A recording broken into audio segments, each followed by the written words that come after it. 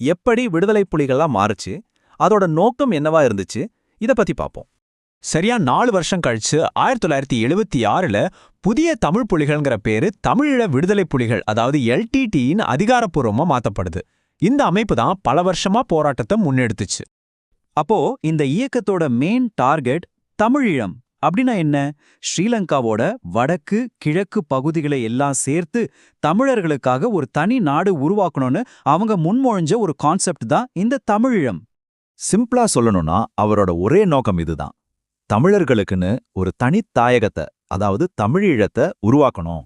இதுதான் அவங்களோட one and only Cola கடைசி வரைக்கும் இருந்துச்சு. பிரபாகரனோட தலைமை பாத்திரத்தை நம்ம பல கோணங்கள்ல பார்க்கலாம். அவர் ஒரு கெரில்லா போராளியா ஆரம்பிச்சு அப்புறம் ரொம்பவே டிசிப்ளின்டான ஒரு இயக்கத்தோட தலைவராகி கடைசியில வடக்கு கிழக்கு பகுதிகளில் ஒரு அரசாங்கத்தையே நடத்துற அளவுக்கு வளர்ந்தார். சென்னிமலைக்கும் சிவன்மலைக்கும் இடையில் ஒரு சின்ன மலை பறித்ததாக போய் சொல். இது வெறும் வார்த்தைகள் இல்ல, ஒரு சாதாரண மனுஷன சரித்திர நாயகனா மாத்தின மந்திரம், ஒரு புரட்சியோட தொடக்க புள்ளி.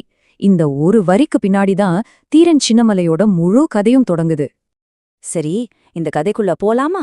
முதல் பகுதி, பெயரில் தொடங்கிய புரட்சி. அவரோட உண்மையான பெயர் தீர்த்தகிரி. ஆனா அவருக்கு சின்னமலைன்னு பேர் எப்படி வந்துச்சு தெரியுமா?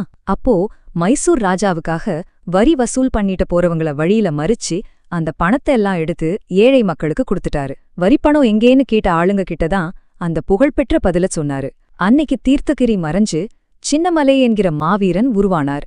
ஆனா சின்னமலை வெறும் வரிப்பணத்தை பறித்த ஒரு வட்டார போராட்டக்காரன் மட்டும் இல்ல, அதுக்கும் மேல அவர் ஒரு நவீன போர்க்கலை வித்தகர். அவரோட மிலிட்ரி திறமைதான் பிரிட்டிஷுக்கே ஒரு பெரிய சவாலா மாறுச்சு.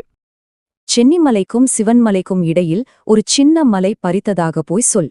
இது வெறும் வார்த்தைகள் இல்ல, ஒரு சாதாரண மனுஷன சரித்திர நாயகனா மாத்தின மந்திரம், ஒரு புரட்சியோட தொடக்க புள்ளி. இந்த ஒரு வரிக்கு பின்னாடிதான் தீரன் சின்னமலையோட முழு கதையும் தொடங்குது. சரி, இந்த கதைக்குள்ள போலாமா? முதல் பகுதி, பெயரில் தொடங்கிய புரட்சி. அவரோட உண்மையான பெயர் தீர்த்தகிரி. ஆனா அவருக்கு சின்னமலைன்னு பேர் எப்படி வந்துச்சு தெரியுமா?